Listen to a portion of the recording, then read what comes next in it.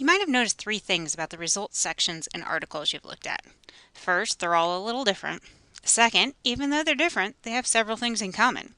And third, tables can be helpful. Thinking about those three ideas gives us a way to approach the results section for our paper. Why is each article a little bit different? Obviously, it's partially because different authors have different styles, but the other reason is because they're unique to the purpose of the article.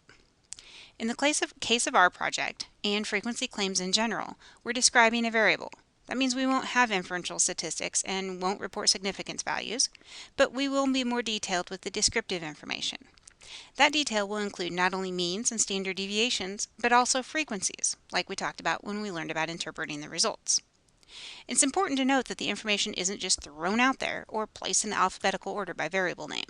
It's presented in a logical sequence to provide a perspective. That logic will most likely be based on the numbers, such as presenting the highest means first. There are three common components in the results section.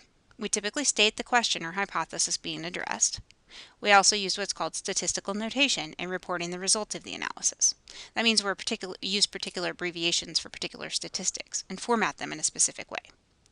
For the purpose of the frequency project, you'll need to know the statistical notation for the mean, standard deviation, and the number in the analysis.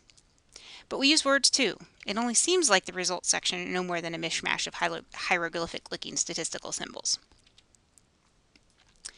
Statistical notation works sort of like citation formatting. It's a little different depending on whether we're using the numbers as part of the text or to support something we said. I'll show you an example of the difference in a minute, but I want to make sure to explain the formatting for when we're using the statistics to support something we say, also known as parenthetical use. In that case, we abbreviate the statistics and italicize the abbreviation. So we use an italicized M for mean and an italicized SD for standard deviation, both uppercase. We typically provide the number of participants in parentheses rather than as part of the text, and we use an italicized N in lowercase to note that.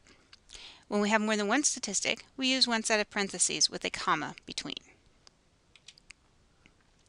So, an example would look like this. You might pause this presentation for a second to read through, noting the presentation and the formatting of the information. In some cases, reporting all of the results in the text would be overwhelming and take away from the meaning. That's when tables come in handy.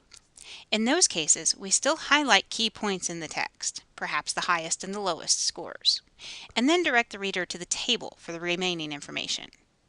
Note that APA style has particular guidelines for tables, and they're not the same as the tables in the SPSS output.